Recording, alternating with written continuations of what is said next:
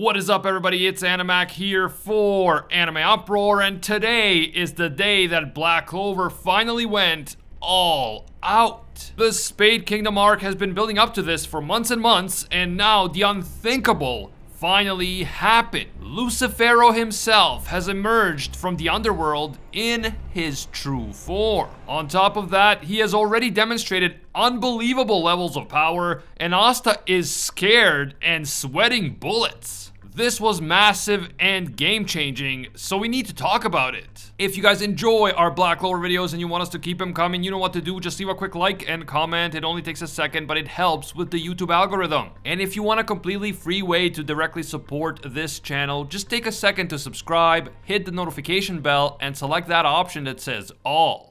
A quick thank you to Raid Shadow Legends for sponsoring this video. Want to play an awesome free game and also support this channel at the same time? Just use my QR code or links below to download Raid on mobile or PC. Raid always has amazing updates, but my favorite one this month is Hydra, the insane new boss with multiple heads, and each head is a complete boss fight on its own. You've got the head of Blight, which uses the power of poison, the head of Torment, which uses true fear to terrify enemies, head of Mischief, which steals your buffs, the head of Wrath, which weakens and provokes your entire team, head of Decay makes your team's healing actually lower its HP, and finally the head of Suffering causes your champions to take some damage whenever you attack it. What a terrifying boss, and what a great new challenge for all epic gamers out there. And now Raid is also giving away a super limited edition champion, esports legend and Navi superstar Simple. Between now and January 28th, 2022, Simple's limited edition champ is available for free to new and old players. All you have to do is log in for 7 days between now and January 28th,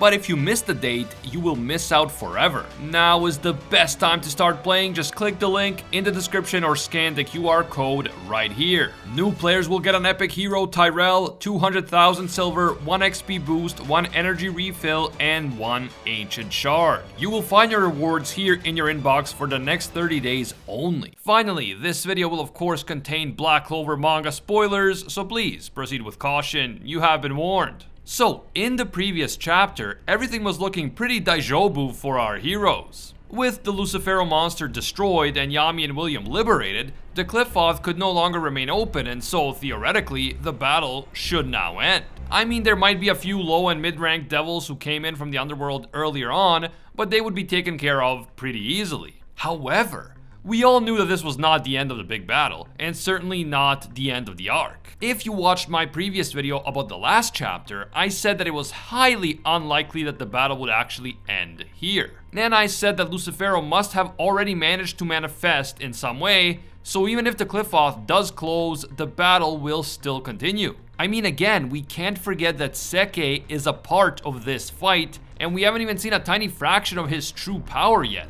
Tabata would never end this arc before giving us what we all want and need, Dark Lord Seke unleashed. This latest chapter confirmed my suspicions and then some, so let's break it down. We begin with those massive chunks of the Lucifero monster dropping towards the ground, and it looks like they are about to crush a bunch of Spade Kingdom citizens to death. Thankfully, Yuno appears in the nick of time and disintegrates the massive chunks of the monster with his Spirit of Euros arrows. We see that as he's firing, Mimosa is standing right behind Yuno, so she must be healing him from the wounds he sustained during his big battle against Xenon. Asta is of course extremely proud to see his friend and rival emerge victorious, although Asta is not surprised since he has high expectations of Yuno, and Yuno definitely lived up to them. Realistically, both Yuno and Asta have been extremely impressive during this Spade Kingdom battle, and they both deserve a ton of respect. That said, Asta is still the MVP in my opinion. He took down Lilith and the Maw and the Lucifero monster, and he even helped out a bit against Megicula.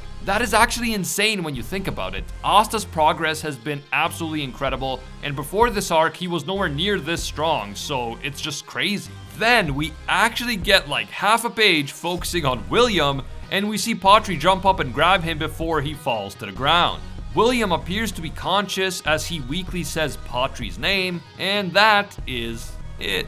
That's all we get on William in this chapter. He is okay, both of his fans are happy, and now we can move on to the captain that we all really care about, Captain Yami. As the Black Bulls gather around Yami with tears of joy in their eyes, Yami says well done to all of them, and it is a beautiful, wholesome moment that lasts about 14 seconds before the world is turned upside down yet again. But let's take it one step at a time. We see the various Clover Kingdom Knights and Spade Kingdom citizens breathing a sigh of relief, and they all really seem to think that the battle is over. Except for Dark Lord Seke, of course. He knows the truth and he is powering up as we speak. You can see it in his face. Just as the Spade Kingdom citizens are thinking about their future and about rebuilding the kingdom, and just as they embrace Yuno as the long-lost true heir to the Spade Kingdom throne, a young-looking devil suddenly appears next to some of the Spade citizens. He looks like this chill teenage emo devil, and he asks the people there why they are taking it so easy. As the people look at him in total shock, he tells them that the sooner they get out of here, the better. Suddenly, the atmosphere in the story shifts completely,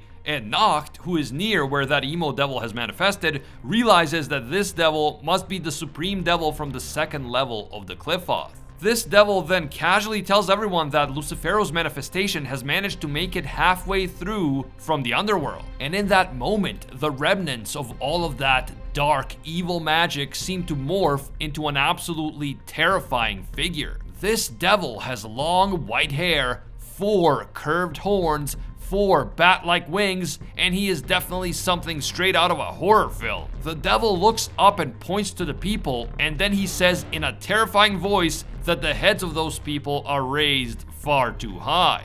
At least I assume that his voice is terrifying. Manga obviously doesn't have sound, but I mean it's got to be with this freaking terrifying introduction. Then, with the movement of literally one finger, Lucifero forces everyone around him to drop to the ground, and in fact they drop so far that they smash into the earth beneath them with their bodies. And we are not only talking about random Spade civilians here.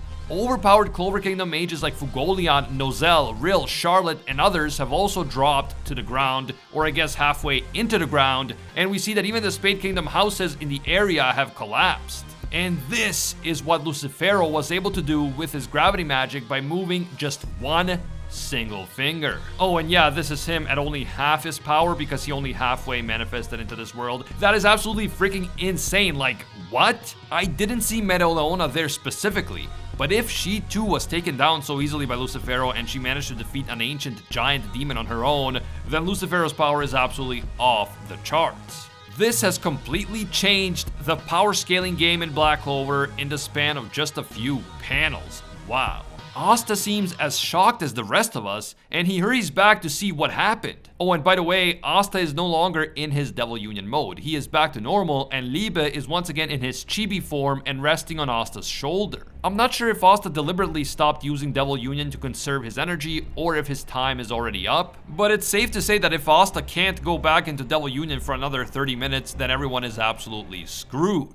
As Asta and Liebe approach the area where everyone had been standing, Lucifero suddenly appears right next to him. Lucifero says, "You're the bastard who was foolish enough to interfere with my complete manifestation." Asta looks at him with pure shock in his eyes and sweat dripping down his face, and that is how this chapter ends. Whoa! I knew that Lucifero would not be defeated after what happened in the last chapter, and I knew that we would get to see his true form eventually, but this is still such a crazy twist. What an absolute atmosphere shift in only a few panels, and I have to say that Lucifero's true form looks just as I had imagined it. He is an absolutely menacing and haunting creature of darkness that exudes terror and power. It seems that like Megicula, he is now able to reveal his true form even though his manifestation is still only partial. In his case, it is now at 50%. And with what we've seen from him already in terms of power, I can't even imagine what this monster would be able to do if he was ever to fully manifest into this world.